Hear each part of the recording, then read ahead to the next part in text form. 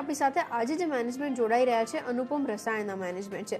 રિઝલ્ટ્સની ઉપર તો વાતચીત કરીશું જ, બટ એ સિવાય જે સેક્ટરને રિલેટેડ ડિમાન્ડ દેખાઈ રહી છે, આઉટલુક અહીંથી કેવી રીતે બની રહ્યું છે, આ બધા જ પેરામીટર્સની ઉપર પણ ડિસ્કશન કરીશું. स्वागत करिए कंपनी सीएफओ अफजल मलकानी नु. सर शुक्रिया मेरे साथ जुड़ने के लिए. Very good afternoon. सबसे पहले शुरुआत में एक्चुअली जो रोबस्ट नंबर्स दिख रहे हैं उसी से करना चाह रही थी. डिमांड कैसी थी, क्योंकि अगर मैं ठीक समझ रही हूँ तो थोड़ा बहुत जो ओवरऑल डिमांड का शिफ्ट आया है उससे सबसे ज्यादा बेनिफिट तो हुआ है, लेकिन ग्लोबल डिमांड और डोमेस्टिक डिमांड दोनों के कंपैरिजन में अगर बात करने जाए किस तरीके से शेप अप हो रहा था, ऑपरेशनली नंबर्स काफी रोबस्ट रहे हैं, तो कौन से फैक्टर्स उसको सपोर्ट कर रहे थे, उसी से एक शुरुआत कर लें. Thank you for giving us an opportunity. अपन अगर सबसे पहले नंबर्स की बात करें तो 58% revenue was from the export और जो 42% 42% was from the domestic market. So growth comes, total growth is about 55%, and in the out of this export about 35%, and domestic about growth about 80%. So overall growth जो आया है वो अपना 55% in FY21. And अगर आप देखेंगे कि major जो ग्रोथ आया है वो अपनी नई capacity unit number 5 and unit number 6 उसका यूटिलाइजेशन जो हुआ है वो अपना यूनिट नंबर 5 एंड 6 है FY21 के अंदर हुआ है. And major growth comes from the new product only.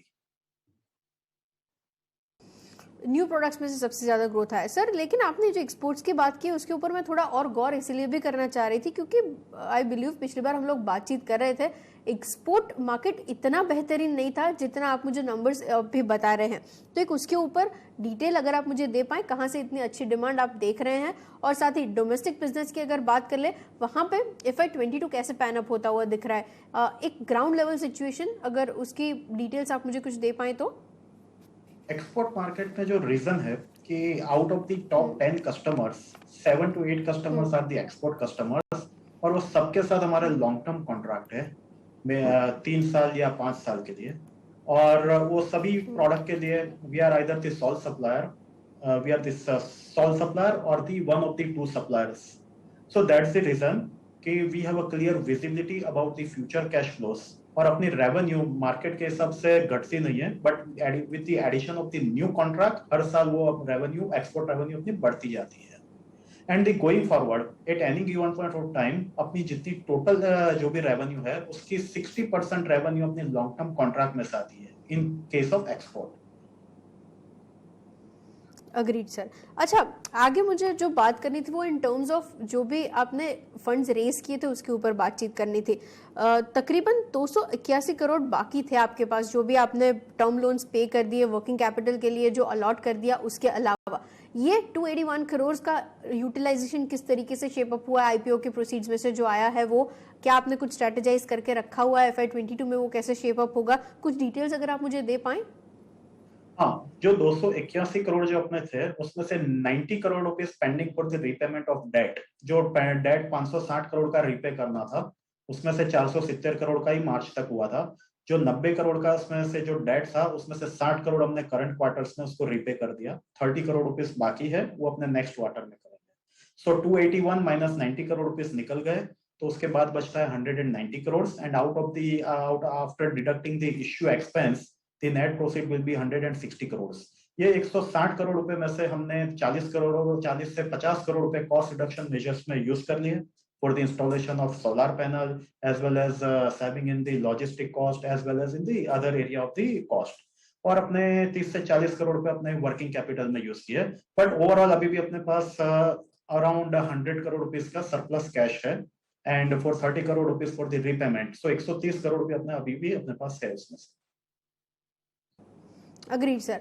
अच्छा, एक चीज जो मुझे और समझनी थी, क्योंकि आपके पास रिसेंटली 540 करोड़ का जो ऑर्डर आया है उसके बाद टोटल ऑर्डर बुक किस तरीके से शेप अप हो रही है, FY22 को लेकर विजनरी किस तरीके से डेवलप होती हुई दिख रही है, स्पेशली आपके सेक्टर के लिए अब यहाँ से ग्रोथ प्रोस्पेक्ट कितना आगे बढ़ते हुए दिख रहा है. मुझे एक्चुअली एक अलग से जो आपने नया सेक्टर यहाँ से टैप अप किया है रिन्यूएबल एनर्जी, उसके ऊपर बात करनी है, लेकिन उससे पहले ऑर्डर बुक की डिटेल्स अगर आप मुझे कुछ दे पाए सेगमेंट वाइज बाइफर्केशन के साथ.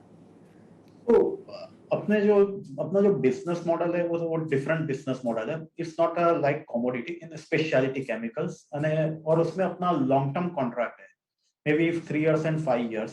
तो मैं इतना कह सकता हूँ कि ऑर्डर बुक पोजीशन तो मैं नहीं बता सकता, बट इतना मैं जरूर आपको गाइड कर सकता हूँ कि out of the total revenue for any given point of time और एनी ईयर, 60% जो रेवेन्यू है वो अपनी कमिटेड है by way of this back to back contract with our customers. और बाकी की जो 25 to 30% जो रेवेन्यू है उसमें लॉन्ग टर्म कॉन्ट्रैक्ट नहीं है, बट अपने वो प्रोडक्ट पिछले 10 साल से कस्टमर को दे रहे हैं. और उसमें भी ये 10 साल में ये जो कस्टमर है, this is again top 10 MNCs only. तो कॉन्ट्रैक्ट ना होने के बाद भी अपन इतना बोल सकते हैं कि अपनी out of the total revenue we have a clear visibility of about 80 to 85% revenue at any given point of time. Agreed sir. अच्छा, जो आप मुझे बता रहे थे उसके अलावा मुझे एक चीज और डिस्कस करनी थी इन terms of renewable energy space. आपने न्यू एंट्रेंस वहां पे लिया हुआ है, बैक ऑफ द एनवेलप कुछ कैलकुलेशंस तो किए होंगे, कितना रेवेन्यू पोटेंशियल वहां से जनरेट करने के बारे में सोच रहे हैं, किस तरीके से वो शेप अप होगा, और अगर हम लोग इसके बारे में बातचीत कर रहे हैं तो केपेक्स पे इसके लिए किस तरीके से लाइन अप हुआ होगा, कुछ डिटेल्स अगर आप उसके रिगार्ड से मुझे दे पाएं. ये ये एक कॉन्शियस मूव था towards reducing a dependence on a non renewable energy, और उसके लिए अपने 43 करोड़ रुपीस का इन्वेस्टमेंट किया and 12.5 megawatts, and this will be commercialised from September 2021 onwards, जो 4 महीने के बाद चालू होगा. और उसके लिए अपनी हर साल 10 करोड़ रुपए की सेविंग होगी over a period of and next 25 years के लिए होगी. नेक्स्ट 25 ईयर्स के लिए. ओके. और हाँ, अगर कैपेक्स की बात करूं तो मैंने जी बताइए. जैसे बात किया कि अपने पास जो जनरल कॉर्पोरेट पर्पस था वो फंड अपने पास अवेलेबल था, उसमें से ही हमने किया, उसके लिए कोई नए कैपेक्स के टाइप की जरूरत नहीं है. ओके. अच्छा, मुझे याद है लिस्टिंग के वक्त जब हम लोग बातचीत कर रहे थे आपने मुझे बताया था आप दो चीज़ों पे खास ध्यान रखने वाले हैं. उसमें है एक कैपेसिटी एक्सपेंशन को लेकर और दूसरा एक्सपोर्ट में आपकी प्रेजेंस को बढ़ाने के लेकर. एक्सपोर्ट में आपका मार्केट ऑलरेडी काफ़ी बेहतरीन तरीके से बढ़ रहा है, जो मुझे आपने एक्सपोर्ट्स के नंबर्स बताए उसके ऊपर से वो दिख रहा है. लेकिन इन टर्म्स ऑफ कैपेसिटी वो भी रैंप अप हो रही है. अब कैपेसिटी लेवल्स कितने बढ़ चुके हैं, यूटिलाइजेशन कितना चल रहा है, ये डिटेल्स अगर आप मुझे दे पाएं, और आगे एक्सपेंशन के क्या प्लान्स हैं. अगर मैं कैपेसिटी की बात करूं तो ज्यादा से ज्यादा जो रिलेवेंट कैपेसिटी है वो हमारे जो नए कॉमर्शियलाइज्ड यूनिट है, unit number 5 and unit number 6, जो मार्च 2020 में चालू हुए थे. और फिनेंशियल ईयर 21 पहला साल था कॉमर्शियलाइजेशन ऑफ द प्रोजेक्ट, जिसमें हमने कैपेसिटी यूटिलाइजेशन किया about 55% for both this unit. And in the FY22 means current year we are going to utilize about 75% capacity utilization for both this unit. And following year means FY23 we are going to utilize about 90%.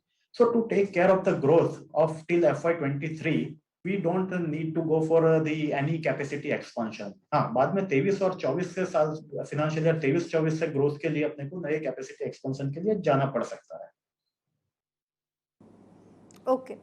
अगर मैं ठीक समझ तो recently एक ramp up भी हो चुका है जो हम लोग ऐड करके ऑलरेडी डिस्कस कर चुके हैं अभी. अच्छा, एक चीज़ जो मुझे और डिस्कस करनी थी सर, क्योंकि लिस्टिंग के वक्त हम लोगों ने बात की थी आपके जो टॉप 10 क्लाइंट्स है उसकी तरफ से सबसे ज़्यादा रेवेन्यू कंट्रीब्यूशन आता है. तब आप बता रहे थे आप डाइवर्सिफाई करेंगे, और इस क्वार्टर के दौरान अगर मैं जो भी आर्टिकल्स पढ़ रही थी वो ठीक से मैंने देखा है तो आपने और क्लाइंट्स ऐड भी किए हैं और ये थोड़ा डाइवर्सिफिकेशन होता हुआ दिख भी रहा है.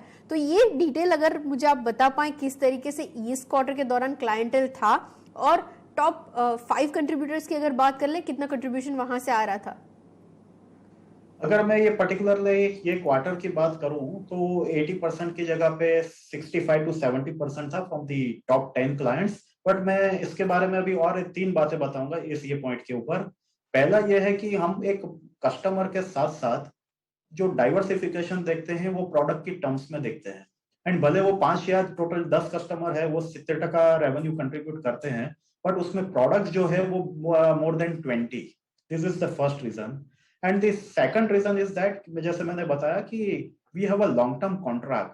तो अपना ऐसा नहीं है कि डिपेंडेबिलिटी कस्टमर पे है, आज है तो कल चला जाएगा, कि dependency. We have a clear visibility for over next 5 years. And this product we have been supplied for more than 10 years. So this is the second point. And तीसरा पॉइंट ये है कि आप ऐसे भी स्पेशलिटी केमिकल का total market भी देखेंगे तो टोटल मार्केट में से 72% market captured by top 5 MNCs, and out of this 5 MNCs 4 are our customers. Agreed sir. अच्छा, इसके अलावा in terms of raw material prices एक सिनेरियो में समझना चाह रही थी, क्योंकि जितने भी बाकी इंडस्ट्रीज के अंदर हम लोग बातचीत कर रहे हैं, रॉ मटेरियल प्राइसेस काफ़ी वेरिएंट रहे भी हैं। क्या अनुपम रसायन के लिए ये चीज़ अगर आप विटनेस कर रहे हैं तो प्राइस हाइक्स लेने के बारे में सोच रहे हैं, या फिर यहाँ से किस तरीके से मार्जिन्स पे इफेक्ट होगा, ये कुछ डिटेल्स मुझे आप दे पाएं अगर? इस रॉ मटेरियल को जो प्राइस वॉलेटिलिटी है उसको मिटिगेट करने के लिए हम क्या कर रहे हैं कि 3 month back to back agreement with supplier जो है उनके साथ 3 महीने का अग्रीमेंट करते हैं, क्योंकि 3 महीने से ज्यादा कोई अग्रीमेंट करता नहीं है supplier point of view. So as alternative what we do कि 6 महीने का इन्वेंट्री अपने खुद रखते हैं in the form of raw material, WIP and finish goods. So at any given point of time we have a 9 month stock, 6 month at our premises and 3 month back to back agreement with our suppliers. Okay, agreed sir. ये तो हुई पूरे overall जो हम लोग current condition देख रहे हैं उसकी बात। इसके अलावा in terms of debt situation किस तरीके से चेंज हो रहा है, इसके कुछ डिटेल्स मुझे आप दे पाएं, क्योंकि आपने बताया आप जो केपेक्स कर रहे हैं उसके बाद नए एक्सपेंशन प्लान्स तकरीबन 2 या 3 साल के बाद आते हुए हम लोग देखेंगे। तो डेट सिचुएशन के अंदर और इम्प्रूवमेंट करने के बारे में अगर आप सोच रहे हैं, आई बिलीव नेग्लिजिबल है, लेकिन स्टिल इम्प्रूवमेंट अगर हम लोग देख पाएंगे इन्वेस्टर्स के लिए, ये डिटेल्स अगर आप मुझे दे पाएं। बात करूं तो हमने डेट का जो रीपेमेंट प्रपोज किया था, टोटल जो डेट था वो करीब करीब 800 करोड़ का था। वो 800 करोड़ में से 560 करोड़ जो बैंक का टोटल डेट था वो हमारा रीपे करने का प्लान था, और बाकी का जो 240 करोड़ का था वो तो वन ऑफ द प्रमोटर्स का ही था। That will continue as it is. वो एक अनसिक्योर्ड लोन है और 3% पर एनम उसकी इंटरेस्ट कॉस्ट है, तो वो कंटिन्यू रहेगा 240 करोड़। जो 560 करोड़ का हाई कॉस्ट बैंक डेट था उसमें से 470 करोड़ पे हमने 31 मार्च 21 को ही रिपे कर दिए, और बाकी के जो 90 करोड़ है उसमें से 60 करोड़ हमने अभी तक रिपे कर दिए, और 30 crore may be in the next quarter we will repay. तो ओवरऑल ऑब्वियसली दी कॉस्ट जो अपना टोटल ओवरऑल डेट है वो फर्दर इंप्रूव होगा। जो अभी आज 0.28 है वो और भी नीचे डाउन जाएगा, और जो मेन जो डेट रहेगा वो इन the form of unsecured loan जो डायरेक्टर से और प्रमोटर से लिया हुआ है वही रहेगा ज्यादा से ज्यादा। Okay, agreed sir. अच्छा, क्योंकि कोरोना को लेकर सर हम लोगों ने काफ़ी ज़्यादा चीज़ें अफेक्ट होती हुई दिखी है। आप एक ऐसी इंडस्ट्री में काम करते हैं जो बाकी सारे सेक्टर से भी रिलेटेड है, आपको डिमांड वहाँ से भी आती हुई दिखती है। सबसे ज़्यादा रिवाइवल कहाँ से आप देख रहे हैं, स्पेशली अगर बात करने जाएँ तो फार्मास्यूटिकल्स की तरफ से, एग्रोकेमिकल्स की तरफ से, या फिर आपका जो यहाँ से आप पॉलीमर एडिटिव्स के लिए भी काम करते हैं, जो सप्लाई करते हैं उसके लिए भी, ये रिवाइवल सिचुएशन कहाँ पे सबसे बेहतरीन दिख रही है, ये मुझे डिटेल अगर आप स्लाइटली दे पाएं। चालू साल की बात करूं तो हमारा जो लाइफ साइंस स्पेशलिटी सेगमेंट्स है उसमें से डिमांड काफी दिख रही है, और अगर लाइफ साइंस सेगमेंट्स में भी मैं बात करूं तो नंबर 1 इस क्रॉप प्रोटेक्शन में भी हमारी डिमांड काफी सामने दिख रही है, and second is the antibacterial product है अपनी, उसमें भी डिमांड काफी बढ़ रही है looking to the current situations, and the third is the pharma. और फार्मा में भी not too much but at least अभी चालू साल में वी आर हमारे लिए एक नया सेक्टर्स है, and 7% of the total revenue pharma में से आता है, बट गोइंग फॉरवर्ड उसमें से भी हमको काफी कुछ नई प्रोडक्ट्स और जो भी कुछ चल रहा है उसके बेस पे बता सकते हैं कि फार्मा का भी आगे जाके रेवेन्यू बढ़ेगा।